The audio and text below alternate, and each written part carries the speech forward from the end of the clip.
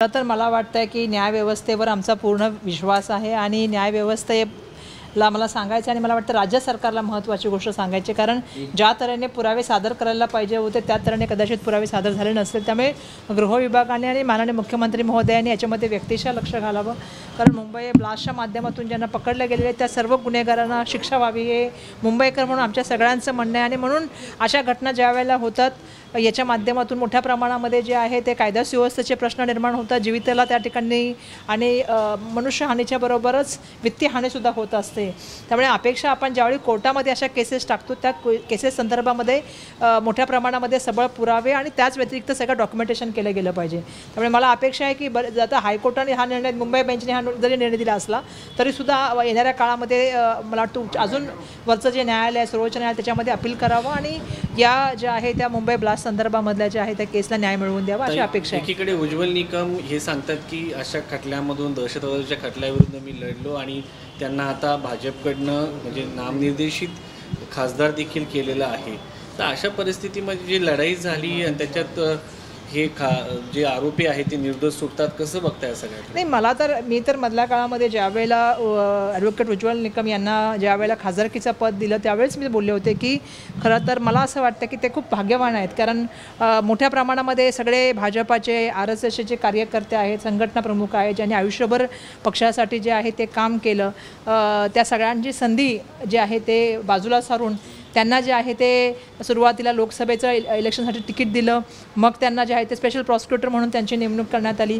मागील काळामध्ये सुद्धा मला वाटतं की ज्या वेळेला किंवा ज्या वेळेला आपल्याला माहिती आहे की काँग्रेस आणि NCPचं सरकार होतं तेव्हा मोठ्या मोठ्या केससाठी त्यांना त्या ठिकाणी अपॉइंटमेंट दिली होती. अपेक्षा हीच होती की मी खेरलांजीच्या प्रकरणाचा पण उल्लेख करेल, त्या ठिकाणी पण तुम्ही जर बघितलं तर तो निकालसुद्धा मोठ्या प्रमाणामध्ये निराशाजनकच होता आणि त्यामुळे मला अपेक्षा होती की त्यांच्या माध्यमातून या केसेस ज्या लढल्या जातात न्याय मिळेल.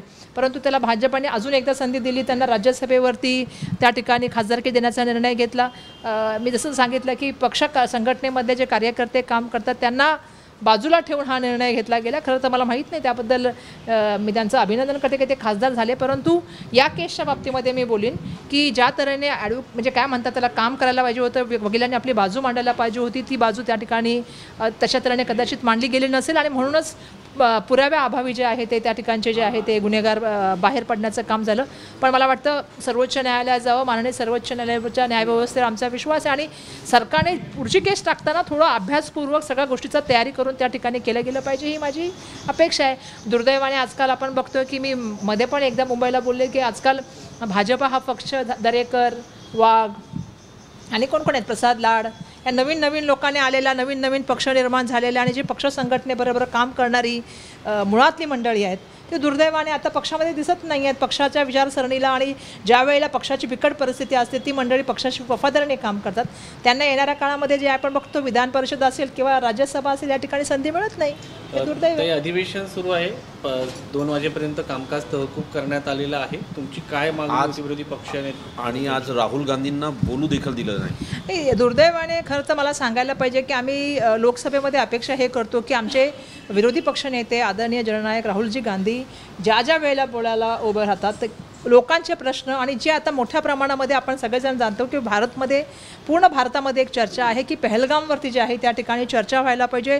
सिंदूर ऑपरेशन संदर्भामध्ये आमच्या मनात काही भावना आहेत त्याच्याबद्दल चर्चा व्हायला पाहिजे. आणि त्याचबरोबर ज्या तऱ्हेने अमेरिकेचे राष्ट्राध्यक्ष ट्रम्प यांनी सातत्याने आपल्या भूमिका मांडलेल्या आहेत, काल पण त्यांनी भूमिका मांडली की भारताचे जे आहे ते त्या ठिकाणी जे आहे ते विमानाच्या बाबतीमध्ये त्यांनी ती भूमिका मांडलेली आहे. आमचं म्हणणं असं आहे की हे सगळे प्रश्न आम्हाला कुठे मिळणार.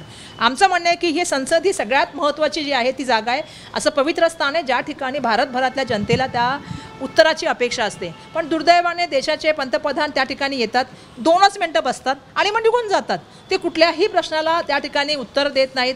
आज आपण बघतो की जसं मी सिंदूरबद्दल बोलले, पहलगामबद्दल बोलले, त्याच तऱ्हेने अहमदाबादच्या जे मोठा ॲक्सिडेंट झाला, जवळपास 250पेक्षा जास्त 260पेक्षा जास्त मंडळी त्याच्यामध्ये दुर्दैवाने मृत्युमुखी पडली, त्याबद्दल चर्चा व्हावी असं आमचं अपेक्षा आहे. आज आपण भारतभरामध्ये बघतोय मोठ्या प्रमाणामध्ये ज्या कारवाया होत चालल्या आहेत, अतिरेकी कारवाया असतील, त्या संदर्भामध्ये चर्चा व्हावी अशी अपेक्षा आहे. आज पाऊस मोठ्या प्रमाणामध्ये पडला होता, म्हणजे मला वाटतं खूप मोठ्या प्रमाणामध्ये मुंबईमध्ये पाऊस आहे, महाराष्ट्रामध्ये खूप ठिकाणी पाऊस आहे, देशभरामध्ये खूप ठिकाणी पाऊस आहे. त्याच्यामुळे जे पूर आलेले आहे, त्यामुळे जी परिस्थिती निर्माण झाली, लोकांचे जे हाल होत आहेत, त्याबद्दल चर्चा व्हावी अशी अपेक्षा. आणि म्हणून आम्ही तर संसदेच्या अधिवेशनाला येत असताना पूर्ण तयारीनिशी येतो, पण विरोधी पक्ष नेत्यांना जर बोलायला देत नसेल तर संसदांना बोलायला काय मिळणार. आणि देशाचे पंतप्रधान ज्या लोकसभेमध्ये त्यांना सगळ्यात जास्त बोललं पाहिजे, वेळ दिला पाहिजे, त्या जर लोकसभेमध्ये 2 मिनिटं पण थांबत नसतील तर आपल्या महाराष्ट्र किंवा देशभरात जनतेला काय न्याय मिळणार, हाही महत्त्वाचा प्रश्न आहे. त्यामुळे आम्ही सातत्याने काय मागणी करत होतो की पंतप्रधानांनी यावं, म्हणजे बाहेर जाऊन ते स्टेटमेंट करतात सिंधूरबद्दल, पण त्यांनी हाऊसमध्ये बोललं पाहिजे ना. जे सन्माननीय विरोधी पक्षनेत्यांचे प्रश्न असतील किंवा सांसदांचे प्रश्न असतील याबद्दल बोललं गेलं पाहिजे. ज्या तऱ्हेने अमेरिकेचे राष्ट्राध्यक्ष वारंवार बोलतात, वारंवार त्यांची ट्विट त्या ठिकाणी भारताबद्दल येतात, त्यांचं पाकिस्तान प्रेम पण सर्वांना माहिती आहे. आणि असं असताना सीजफायर झाला, हे सगळे महत्त्वाचे प्रश्न आहेत. आम्हाला पण अपेक्षा होती की जी निरपराध माणसं जी आहे ती पहलगामच्या हल्ल्यामध्ये दुर्दैवाने त्यांचा मृत्यू झाला, त्या 26 लोकांना न्याय मिळाला पाहिजे ना, अतिरेकांवरती कारवाई झाली पाहिजे आणि सीमापार जे देश त्यांना मदत करत असतील त्यांच्यावर पण हल्ला गेला पाहिजे. ही मागणी विरोधी पक्षनेता म्हणून आम्ही सातत्याने करत आहोत. कृषी मंत्री विधान भवनामध्ये रमी खेळताना पाहायला मिळाले आणि छावा संघटनेने त्यांचा राजीनामा घ्यायचा म्हणून राष्ट्रवादीच्या प्रदेशाध्यक्षांकडे मागणी केली तर त्यांना तिथं मारण्यात आलं. नाही बघितलं मी आता जस्ट नाही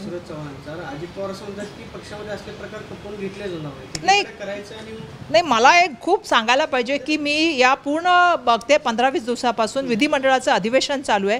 ज्या विधिमंडळामध्ये आपल्या सगळ्यांना माहिती आहे की महाराष्ट्राच्या प्रश्नांना वाचा फोडली गेली पाहिजे, महाराष्ट्राचे कायदे असतील, योजना असतील, त्याच्याबद्दल त्या ठिकाणी बोललं गेलं पाहिजे. पण दुर्दैवाने आम्ही बघतो की महाराष्ट्राचे ज्या तऱ्हेने प्रतिमा आणि गरिमा विधिमंडळाचे कमी करण्याचं काम झाले. म्हणजे आता मी बघते ज्या ठिकाणी कायदे बनवले जातात तिथेच कायदे मोडण्याचं काम चाललेलं आहे. म्हणजे संजय गायकवाडांची केस असो किंवा त्या आवारामध्ये झालेली 2 गटाची मारामारी असो, असं वाटलं की ते गुंडांचं राज्य तिथे चाललं आहे की काय. आणि आता हे जे तुम्ही म्हणताय की एक कोकाटे नावांचे मंत्री आहेत, त्यांनी जो आहे तो त्या ठिकाणी आपल्याला माहिती आहे की गेम खेळत होते ऑनलाईन, सगळ्यांना माहिती आहे, सर्वांनी फोटो बघितले ते, आणि मग त्यांच्यावरती जर बोललं तर लगेच मारायला. म्हणजे प्रवीण गायकवाड असेल किंवा आता ते दुसरे आता त्याच्याबद्दल तुम्ही बोलताय कोकाटेबद्दल असेल, हे काय नव्याने सुरू झालेलं आहे आणि त्यांच्यावरती हात उगारायची परिस्थिती निर्माण झाली आहे. मी बघते भाषेच्या नावावरती एक वाद सुरू केला, तिथे पण मारायची परिस्थिती तयार झाली आहे. म्हणजे कायदा सुव्यवस्था राखण्याचं काम कोणाचं आहे? राज्य सरकारचं कायदा सुव्यवस्था राखण्याचं काम आहे. माननीय मुख्यमंत्र्यांनी यात लक्ष दिलं पाहिजे, ते गृहमंत्री सुद्धा आहेत, नाहीतर महाराष्ट्राला एक सेपरेट गृहमंत्री तरी द्या जो कायदा सुव्यवस्थेवर काम करेल. म्हणजे कायदा सुव्यवस्था बिघडलेली आहे आणि ज्या ठिकाणी कायदे बनतात त्याच ठिकाणी कायदे मोडण्याचं प्रमाण वाढलेलं आहे. त्यामुळे मला अपेक्षा हीच आहे की या माध्यमातून कायदे जे आहेत ते त्या ठिकाणी टिकले गेले पाहिजेत आणि कायदा सुव्यवस्थेचा महाराष्ट्राची जी आता दुर्दशा झालेली आहे. नाहीतर मग आता एवढे मंत्र्यांवरती आरोप झालेत, किती मंत्र्यांवरती आरोप झालेत? 4 ते 5 नाही, जास्त झाले. म्हणजे शिरसाटांवर झाले, गोगावलेवर झाले, कोणाकोणावर झाले, कोकाटेंवर झाले. संजय राऊत असं म्हणतात की 4 मंत्र्यांना घरी जावं लागणार आहे. हनी ट्रॅपचे जे काही प्रकार समोर येत आहेत, 4 खासदार आणि 5 मंत्री, 5 मंत्र्यांची नावं येत आहेत. नाही मी तर अजून लोकांची नावं ऐकते, खूप लोकांची, त्यामुळे हळूहळू ही इतकं तर प्रमाण आलेलं आहे, अजून नावं येतील अजून काही लोकांचे. पण दुर्दैवाने हनी ट्रॅपचं पण हे जे मॅटर आलेलं आहे हे सुद्धा खूप मोठ्या प्रमाणामध्ये महाराष्ट्रासाठी काय म्हणतात डोळे उघडणार आहे. कारण एवढ्या मोठ्या प्रमाणामध्ये अधिकारी अडकले जातात, एवढ्या मोठ्या प्रमाणामध्ये जे आहे ते मंत्री वगैरे अटकले जातात आणि त्यामुळे हे प्रमाण जे बघतोय आपण हे खरं तर खूप मोठ्या प्रमाणामध्ये जे आहे ते डोळे महाराष्ट्राचे उघडणारे. महाराष्ट्राला हे पण प्रश्न पडावा लागेल की महाराष्ट्रासारख्या धर्तीवरती अशा तऱ्हेने हनी ट्रॅप केलं जातं आणि याच्या मागे करता कोण आहे? त्यांच्याकडनं काही अवैध कामं देखील करून घेतले. तेच तर सांगते मी, अवैध कामं सोडून घ्या, त्यांच्या माध्यमातून सरकार तोडण्याचे प्रकार होतात. आता मला सांगायचं माणूस हनी ट्रॅपमध्ये असेल त्याला जे सांगितलं तेच तो करणार घाबरून. त्यामुळे आपण बघतो की पहिलं तर ईडी, सीबीआय, इन्कम टॅक्सचं आपण ऐकत होतो की काही अधिकाऱ्यांना ईडीच्या नोटीस दिल्या, काही मंत्र्यांना ईडीच्या नोटीस दिल्या, काही आमदारांना ईडीच्या नोटीस दिल्या, काही पीएनना ईडीच्या नोटीस दिल्या. आता त्यांचं काय झालं? आता हे नवीन प्रकरण आलं आहे हनी ट्रॅपच्या माध्यमातून. त्यामुळे सातत्याने आपण बघतोय की महाराष्ट्राला दिवसेंदिवस जे आहे ते राजकीय आता मग काय झालं, त्यामुळे अस्थिरता निर्माण झालेली आहे आणि अशीच परिस्थिती राहिली तर येणाऱ्या काळामध्ये राष्ट्रपती राजवट लागावी लागेल, ही सुद्धा परिस्थिती आहे. धन्यवाद.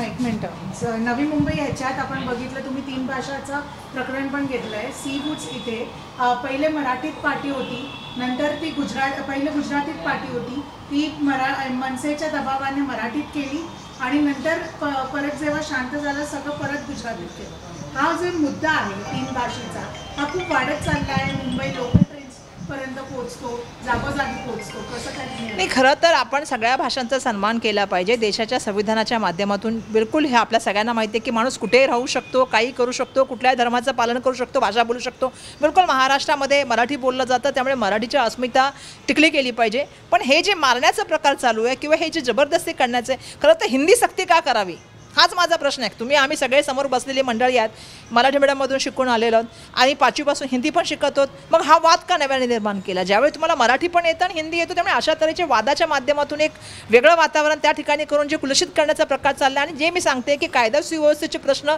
महाराष्ट्रात जे निर्माण झाले ते बरोबर नाही आहेत, हे कुठंतरी थांबलं गेलं.